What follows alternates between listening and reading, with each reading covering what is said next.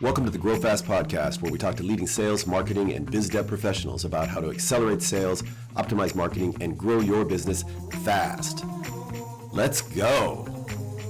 Hello, everybody. Welcome to the Grow Fast podcast. My name is Mark Schreiner, and I'll be your host for this episode of the Grow Fast podcast. Today, I'm super excited because we're going to be talking with my colleague and MemoQ RFPs Chief Revenue Officer, Alessio Demartis. And we're going to be talking to Alessio about building rapport in sales situations and how you do that in various different kind of contexts. But then also we're going to talk about how to do an effective demo. Before we do that, I want to say hi to Alessio. Alessio, how are you today? Hi, Mark. Hello, everybody. Good.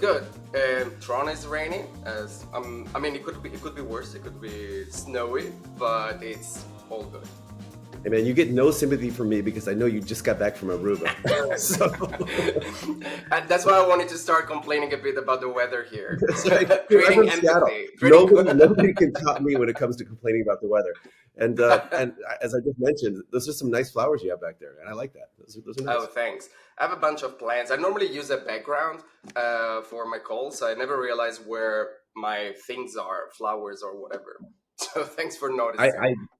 And I don't use a background because it makes I have pretty thin hair, and the backgrounds for whatever make me look like even that I have even less hair. And I'm just well, it does it with me as well. I don't know if you noticed in past calls. Yeah, it just cuts it off.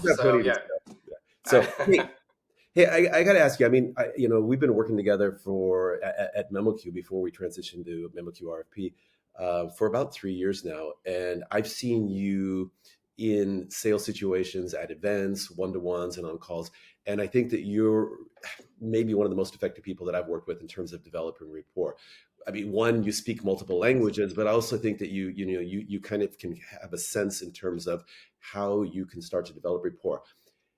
Let me ask you, first off, let's define what rapport is. What when in your mind, what does it mean to develop rapport with somebody? Establishing a connection. For sure. Then we can frame it in, a more business-related way. So establishing a connection to close a sale or to achieve a specific objective. But in general, for me, it means establishing a connection. Okay. And can you give me an example of a connection? That's what we try always to do in sales, right? We always talk about, getting somebody's trust and or just, finding something in common with that person. When we think about a process, it can be, a call. Mm-hmm. We always start with small conversation, right? Complaining about the weather, for example. The weather, exactly. So that kind of set the stage for, sharing some common things, or maybe even by contrast, oh, you're in California, I'm in Toronto, I don't know.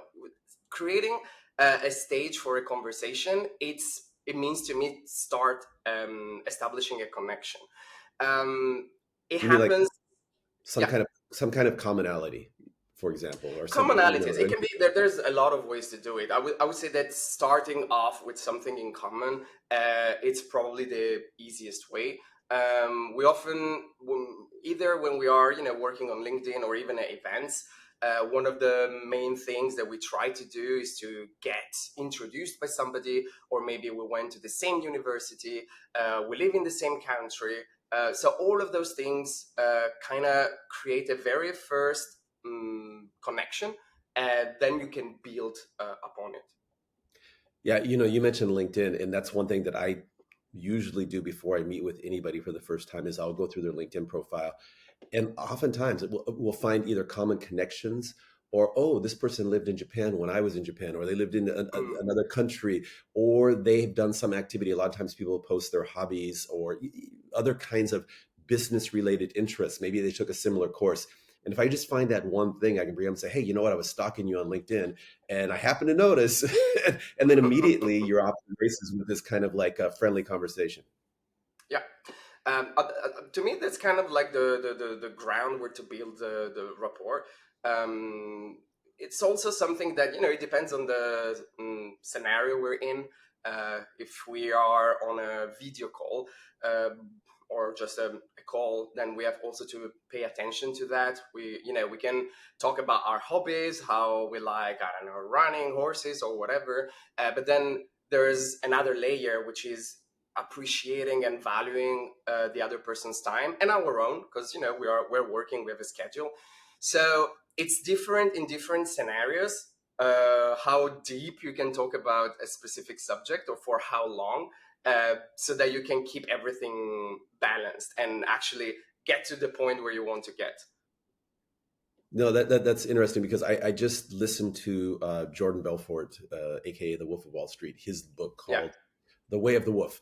And he talks about building rapport in terms of, hey, you want to establish trust and you want them to see some type of commonality with you, but you don't want to overdo it. And he gave an example of a guy that he found out his prospect was a duck hunter, and they went on this like tirade rant for about a half hour about duck hunting. He's like, dude, you got to get down to business now. Okay. We get it. Yes. We both like shooting ducks. Okay. Now you got it. You share that. Now get on to business. So let me ask you, what are, some challenging situations for developing rapport? Because some people, like, you go in and they've got the poker face and they don't want to talk, right? They just want to get down to business. So what do you do? The thing is that when we think about, sometimes we kind of box ourselves. So, we say salespeople, or we have to think that we always say that business is made by people, to people, and people are extremely different. One thing that we have to keep in mind is that if we actually notice and think about it and are aware of it, we also slightly change our behavior, not on purpose, but it just happens depending on the person we are talking to. So if we are aware of this change, then we can also, I don't want to say use it, but just apply it in different situations. If the person is a really shy person, then of course we cannot go there, very energetic, because the person is going to withdraw even more. We have to apply different, I would normally say it's like vibe matching. There's a lot of talks when I follow some courses or videos about sales, and sometimes for me it's like it sounds very structured, like you have to follow these scripts or doing these things so you can get the other person attention. I don't know. For me, it just sounds. If I've seen people doing it, It's a and little for me, bit it's kind just of a little bit contrived or superficial, right? I mean, yes, yeah. exactly. It's like, Because oh yes, oh that's you really know, interesting. I touch my ear, you touch your ear. I look over there, you look But over there. It's like, whoa, dude, what are you doing, man? that's one of the main things you find in sales courses, right? Like mirroring and matching. It's very dangerous, because if you don't get and if you cannot read the room, or you develop that sense of reading the room, then you can end up doing exactly that. Then it becomes creepy, and you're not getting where you want to. No, and back to Jordan's book. That's the one thing that I was kind of perplexed with his book is he gives a lot of amazing advice in terms of interpersonal communications, but at some point it gets a little creepy, because like at what point are you becoming too manipulative versus just like for me, sincerity works, right? I Yeah. sincerely want to like kind of connect with whoever I'm with, and maybe you could say that sounds kind of hokey, but it's true. I want to like just talk to people and be honest and open. That works for me. I don't know. I think we're on the same page there. Among all courses, I also saw Jordan's videos, and some he has a lot. There's a point in which we just take different directions, exactly because of that. Like, also the way he has of selling, it doesn't work with me, for example. All people are different. We also know that there's a specific profile of person that we just don't like. Just Yeah. nothing happens, but you just don't know it, and you avoid that person. Even if you think about, I don't know, events or any type of social scenario, you know that you don't like that person, so you try to leave and avoid that person. So if we are aware of that, the matching, that's why I talked about vibe matching. It's kind of understanding the situation, The person is a bit shy. I'll try, to gently start a conversation with them, ask about them. If the person is really, energetic, then if you go into to gently, they won't even acknowledge you. So keeping these things in mind without following a script, like, I don't know, to keep the conversation open. I remember, now that you mentioned one of Jordan's video, he said, you go, oh yeah, okay, when the person is speaking. I mean, I guess I do it, but in a very different way. To me, really, everything, it comes down to authenticity, like being genuine. And that's exactly as you said. It's not like a romantic vision. Oh, we have all to. No, you have to be aware where it comes from. That's it. Then you can modulate. You can inflect. Some of those things. But it does have to come to a place where you're really actually listening to the person. Because if not, it would just be obvious at a certain point. Yeah, so I'm glad we're aligned on that. And I can't argue with Jordan because, he was making millions and millions of dollars when he was in his 20s, and he taught literally hundreds of salespeople in his organization, and then post that organization to be incredibly successful salespeople. I also think that he sells is primarily B2C, where he's trying to Mm. sell an individual or a family on an investment idea. For example, that's how he got his start. And I think there's a different dynamic in terms of where we operate. We're working in a B2B environment, and typically there is multiple stakeholders. So you can't just go in and close a deal on one call because you were like, "Whoa, I followed the formula and I got it." But again, so back to rapport. It's important because you have some commonality and it starts to establish some trust. Hmm. Why don't you contrast like building rapport on I mean, 'cause you, when I was started doing sales up until about pre-pandemic, everything was in person, right? That was, Hmm. and it was so much easier for me. You've got a handshake. In Japan, you do a Yeah. bow, and then you get invited into their office, and they give you a cup of coffee, and you say, "Oh, this is really nice coffee," and then you look around on the, oh, you're a golfer, or you know what I mean. It's so much Yeah. easier for me in person. So why don't we look at in person video, and then at events where you at events are kind of Mm. crazy because people are coming up to your booth or you're meeting them at lunch. Alcohol's involved sometimes. So why don't you like talk about those three different scenarios and some strategies or advice that you can offer? So probably the one we do the most right now is video calls. So I would say being friendly and genuine to start with, it opens up the conversation. If there has been an exchange of emails, use that to build on previous connections, so you can actually move on the conversation. At an event, you have a lot of information that you can use nonverbal, to open up. Oh, look, you have a lapel pin, or you have something else. So that helps open up the conversation. When you are on a cam, it doesn't really work. Now you can see my background, so you can tell me something about the flowers, but sometimes you only see a wall and a face. Right. So you have to find another way to open up the conversation. And also, it's a bit different, I find, to take turns in the conversation. Like you have to be a bit more aware of how much you're speaking and how much the other person is speaking, so that it's a bit more balanced. When you're at an event, it's a bit different. You can first thing, normally you are in bigger groups, so there's a different dynamic happening. But in a video call, I think you have to be a bit more aware of how everything is moving. Yeah, it's interesting at events, and you've probably noticed this with me. I go into this mode of just like trying to connect people with other people, and I don't know why, but it's just like I don't want to sell to you. I just want to show you that I can help you, and we can like be friends. And by the way, you're telling me this. I know this person over there is looking to do something similar to you.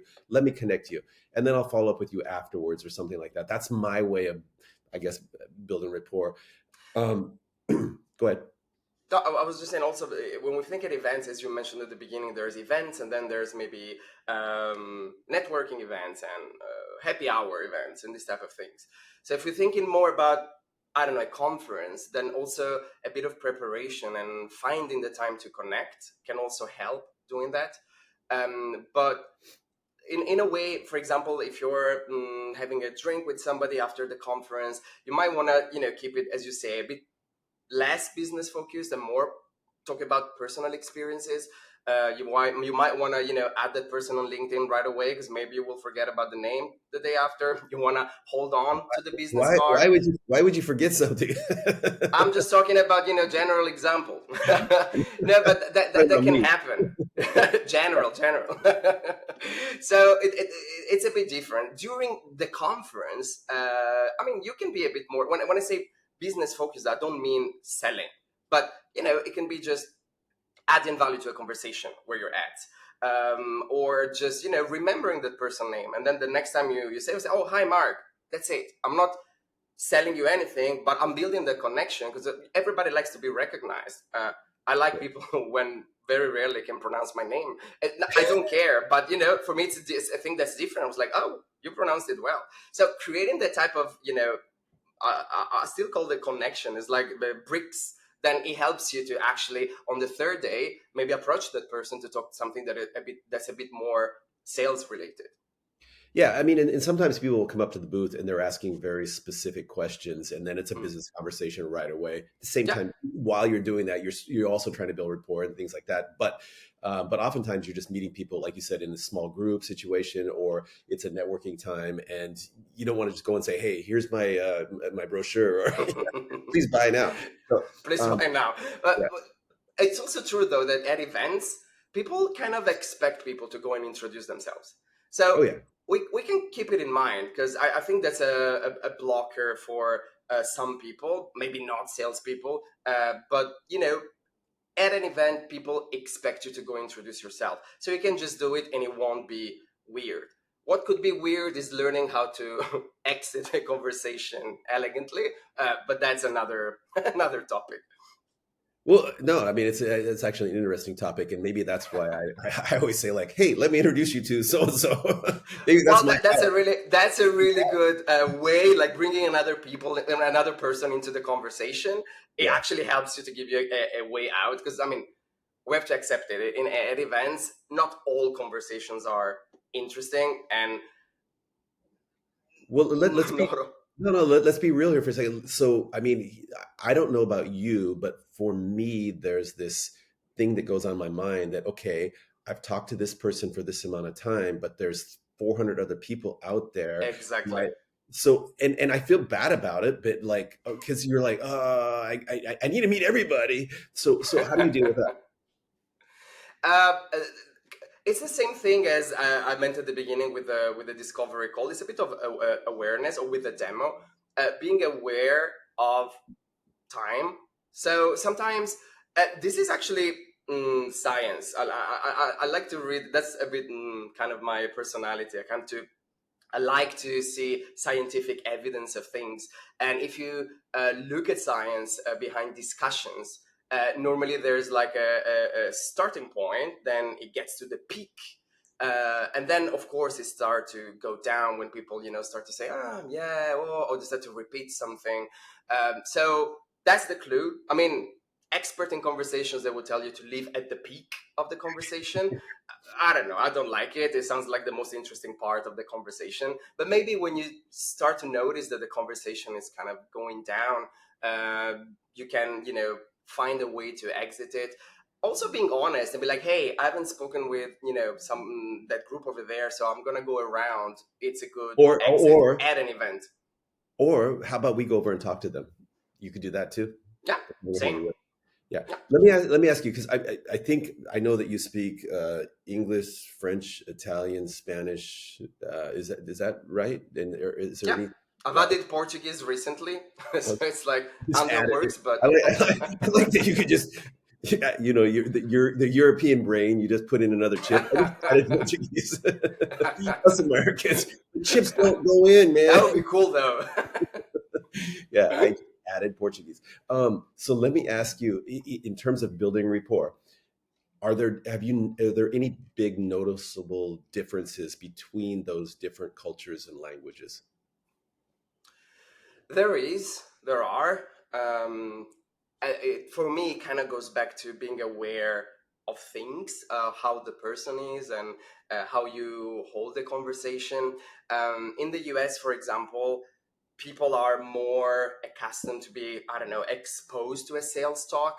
Um, so you can get down to business, I would say, faster than with other people.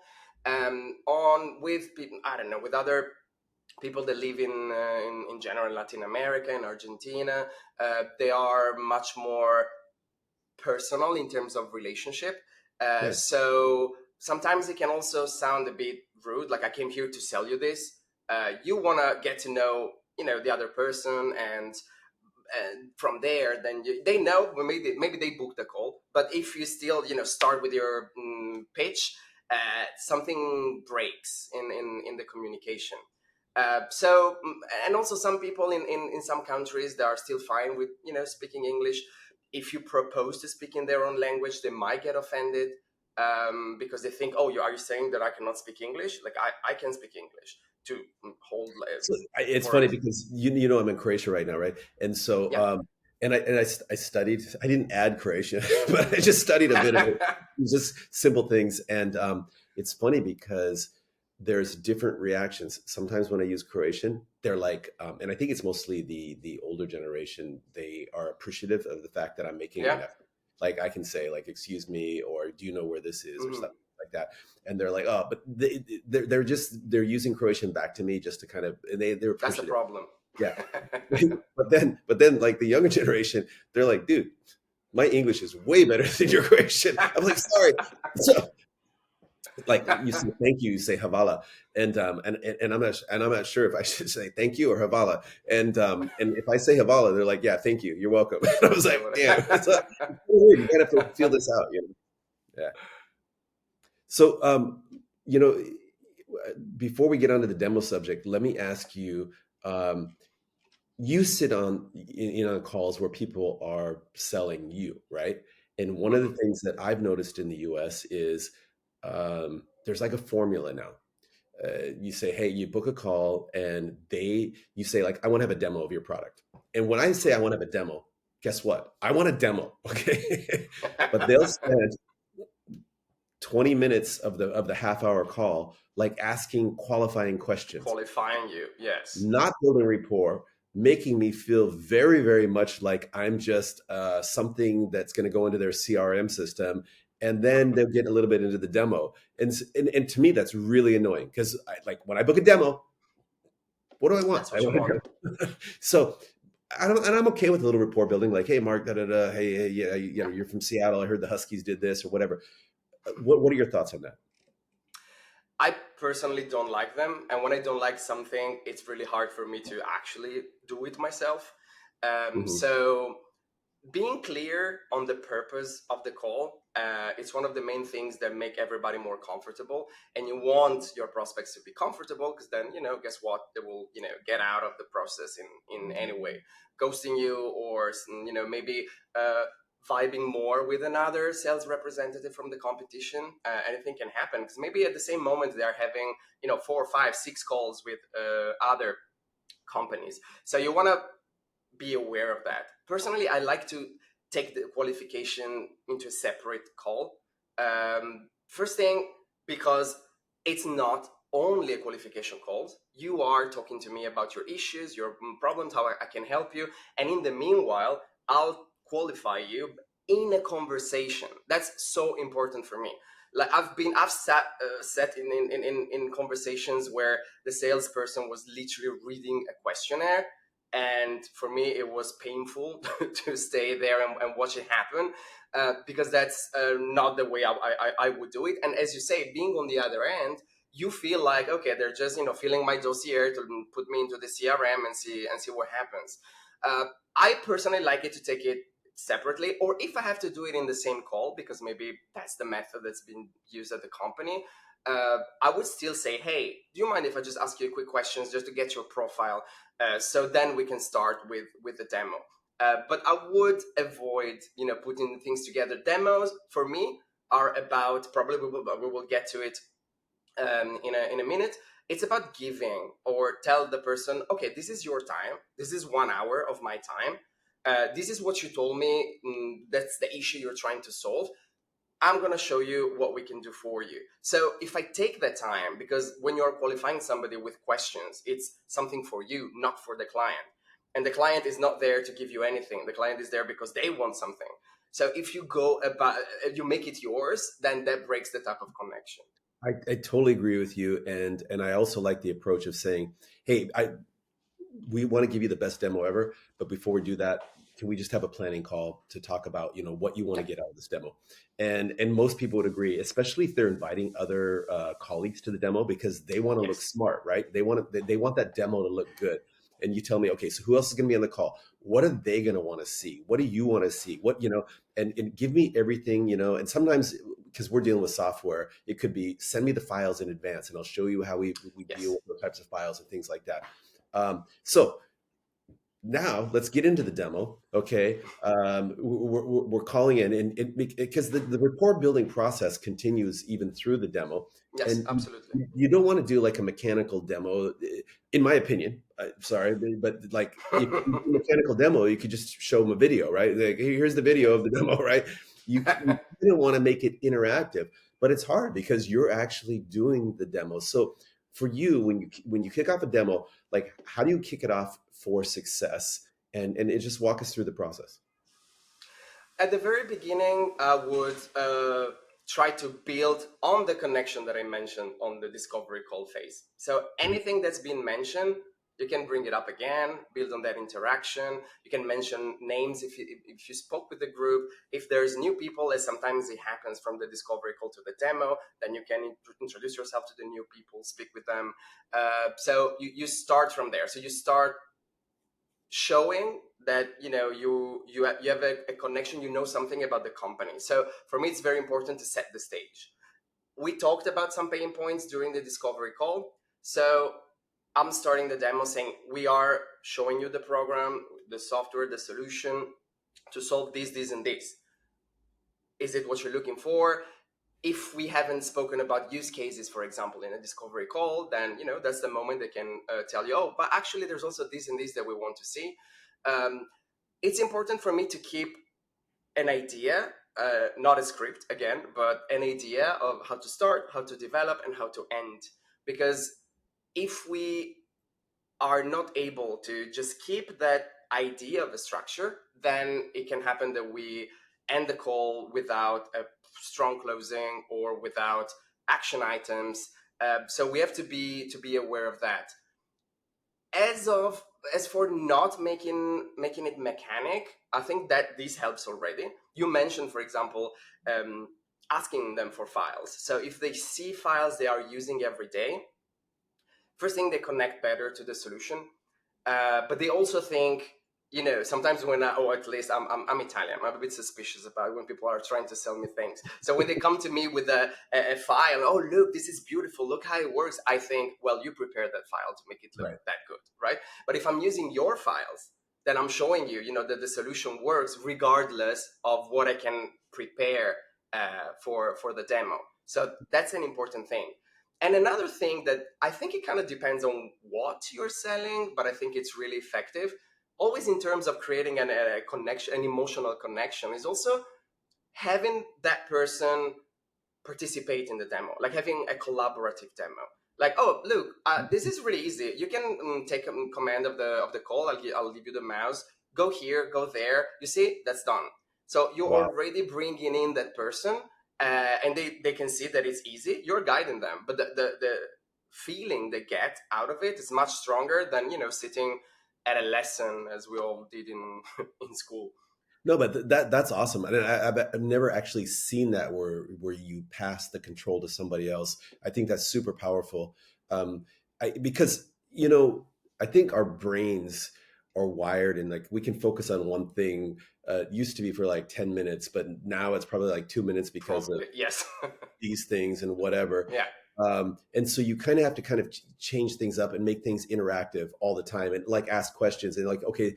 And so, I mean, do you make your demos like, well, you just already said you make it interactive, but what are some other ways that you make it interactive?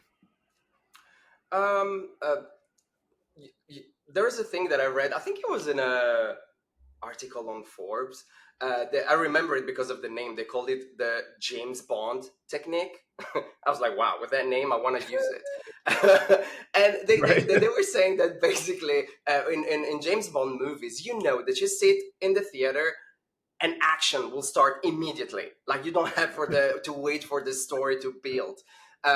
So in a way, it's something that I've used depending on. I mean, there's not a cookie cutter solution, right? But it's something that I've used in my demos. If they told you, oh, I want to solve this. This is our main issue. You may want to just go in, bam. This is the solution. Look at that. Maybe there is a senior executive then, and we all know that different stakeholders have different needs. So if we think, for example, about selling a TMS, a translation management system, then we might have translators in the call. They are looking into, I don't know, their day-to-day job. So, oh, maybe I can look for this word and it's much quicker. But then we have project managers. They are looking more in terms of productivity. Oh, maybe I can slice this big file and just automate, send them into the translators. But then we have senior executives as well. Maybe they're looking more key metrics or how much money they can save using translation memories. Keeping this in mind and kind of specifying, I think it's specifying the value. Like you show the features, but that doesn't mean that it translates into value for the people attending the meeting. So you want to specify the value. When you say, oh, this is a feature, you see, 1 second, you have all the glossaries, all the terms that you want, then you're connecting with your translators in this case. So you're bringing them out, of the lull of the demo, because it's like, oh yeah, that's interesting. But then you also, don't want to lose the senior executive. So I think mentioning very clearly things that are of interest for different profiles of people attending the meeting, it makes it interactive automatically because you're reeling them in every time and you don't lose them, because Yeah. that's really what we are scared of here, right? Losing the person's attention while we are trying to show them that we can help them with something. Totally agree. And I think the point of bringing up the benefit versus the feature is super important, because sometimes you say like, hey, we've got this alignment tool, and they're like, yeah, but it can save you 50% of the time and cut your cost. Oh, okay, now I get it, right? So Yeah, the benefit, quantifying the benefit is super important. um, I also think that asking questions during the demo, it can be challenging mm-hmm. because especially if you're doing the demo by yourself. Ideally, you have a solution engineer or architect on the call with you, and they can ask or answer the technical questions. But sometimes you're doing the demo by yourself, and you want it to be interactive, and you're focused on the mechanics of the demo itself. But asking questions to the different stakeholders is pretty important as well. Would you agree? Absolutely. And actually, one thing that I keep in mind, or simply I notice when I'm not leading the demo, is the silence. So I don't Does like the it. silence bother you? Like, okay, so there are people that when they're selling, they will just stop talking and wait, and that's a different application of silence, and I'm okay Yeah, with yeah, that. yeah. But when you're doing a demo, I want the people to ask questions. I was like, oh, what about this? Can you do this? Exactly. Yeah. So talk a little bit about that, It feels like a dead moment, really. So right? if you wanna again keep that connection, you cannot put that moments there. Even if the software is loading, just come up with something, keep the connection, the conversation open. Um, Something I do, for example, is explaining why we are clicking on something instead of just, oh, let's click here and wait. It's like, no, I'm Smart. clicking here because this is gonna open, this window, and from there we can do this, and this. Now I'll show you in a moment.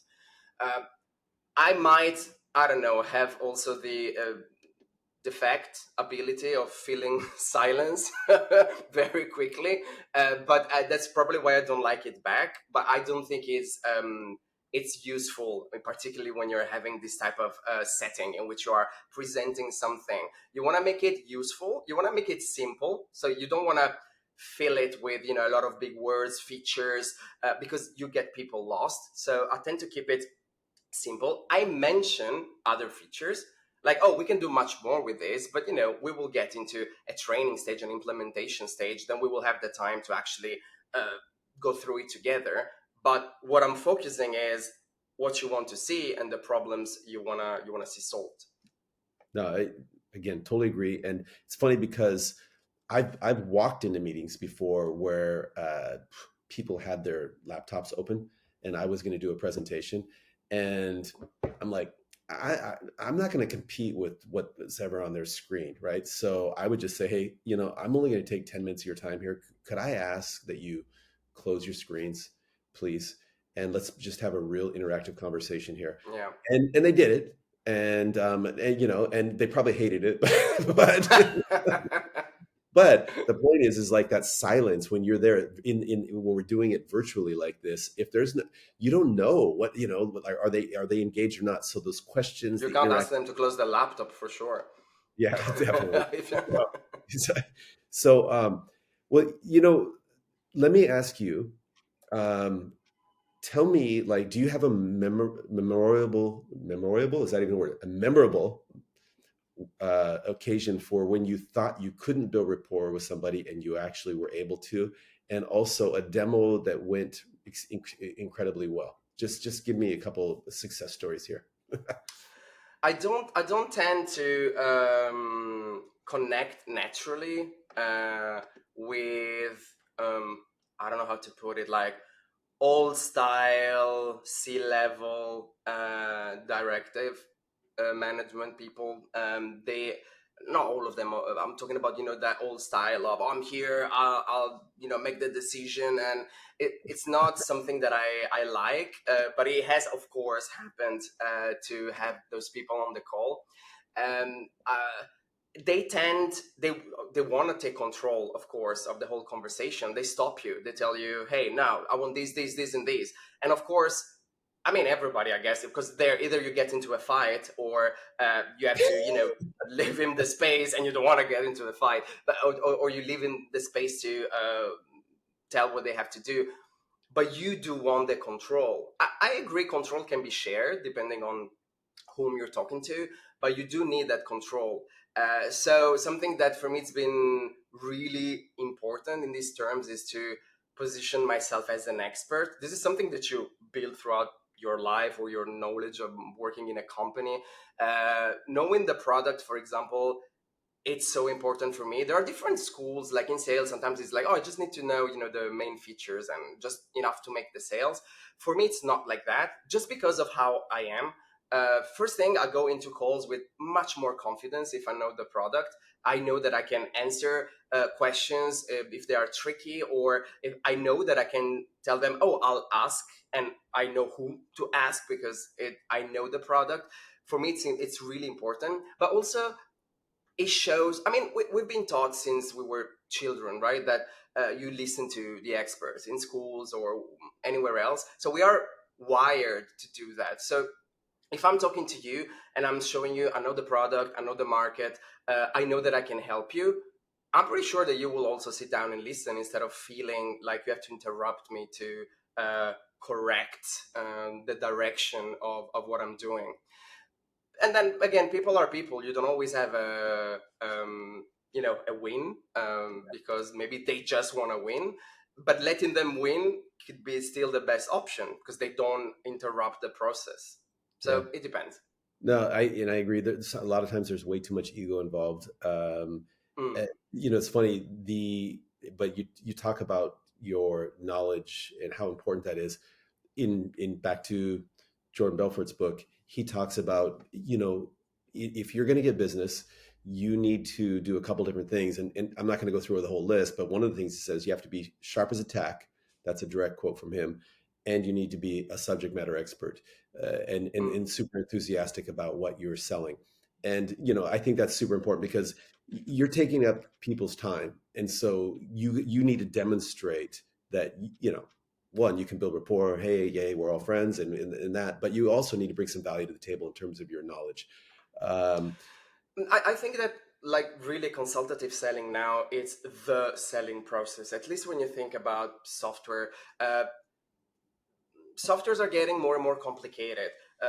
processes are getting increasingly complicated. So you cannot just come in and say, hey, you got X problem, I got Y solution, that's it. Like that added value, I think now it's like intrinsic to it. Like there has to be a value. Like you have to give that consultation side to the prospect so that everything comes together. So that's why I say it has to be part of what you're bringing to the table, because if you're not an expert, how are you going to help them as a consultant to get understand and get to purchasing the solution? Absolutely. Well, Alessio, let me ask you this. Kind of final couple questions here. You know, you didn't start off as a salesperson. I think you started off originally as a translator, right? Yes and no. Uh-huh. Meaning, I got my degrees in masters in translation, interpreting. I started as a freelancer, but then after 2 years, I kind of wanted to create my own project. So I Mhm. started to be interested in entrepreneurship. I went to a startup accelerator in Madrid. And then at a certain point, I've also realized I always thought, oh my god, I don't want to be a salesman. I don't want to sell. But that's because of how people were selling to me. And I Yeah. remember very clearly the moment, like the aha moment, in which I was like, wait a second.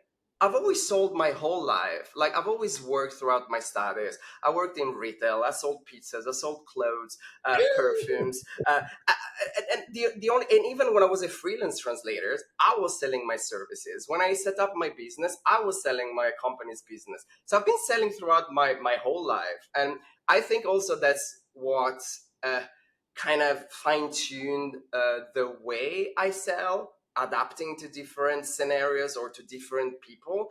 It's because I've seen them, and I've seen them in different, settings. So when I had that moment, I was like, oh, okay, then, it's not bad. I've been doing it till now. So let me ask you, if there are other aspiring salespeople out there or salespeople who want to up their game, what's the one, two, three pieces of advice that you would give to people? We probably start from being genuine, but being genuine and authentic doesn't mean being blunt or overly honest. It's all about, I always say this, it's all about balance. You have to Mm. understand, learn how to read the room. So either you're a person that has, I don't know, natural empathy, so you notice those things. Either you're a bit more, I don't know, mechanical in a way, if I can say that. So maybe you need to prepare a list with a few things. So when you start a call, you can say, "Oh, let me notice these things," and it helps you kind of gather information to start the call. It will always be related to the profile that you have and which type of person you have. That's why I don't like scripted things, because if you're a person that is an extrovert, then maybe you can follow that script, but it doesn't sound like a script. But if you're not the type of person, it will sound like a script. So you have to find a way to make it work for you. Maybe watching other people selling. I did this when I was in the UK studying English. I used to have, believe it or not, a British accent, and I think that they taught us in pronunciation class Oh, yeah. was that was that you had to choose a person that you liked the pronunciation of, and mimic it. Or Mhm. her. So that was what I did, and I think that with sales, if you are starting and you're not sure of how you come through, having two or three people that you like the way they talk, you can try different paces or different techniques, but then it comes down to make it your own. That's where the authenticity come from, right? It's your way of speaking to people, is your way of building rapport, it's your way of selling. So it does need a bit of time to build it, but once you find it, uh, I would say that it will work. People won't perceive you as, oh, he's just trying to sell me something. No, I really like that, and I like the fact that you start with authenticity, because really, I mean, we're just trying to help companies and individuals solve problems. I mean, we're not going to Yeah. sell ice to Eskimos. I mean, you know, our job is to find customers or prospects who are looking for a solution, and that we can help them with the answer. And I like that. I also like the fact that you talk about finding your own style, because I'm going to sell differently than you, and you're going to sell differently than Hmm. the person. There's probably some very similar principles that underlie all of that. But at the end of the day, I think we have to be ourselves, and we can't be too scripted.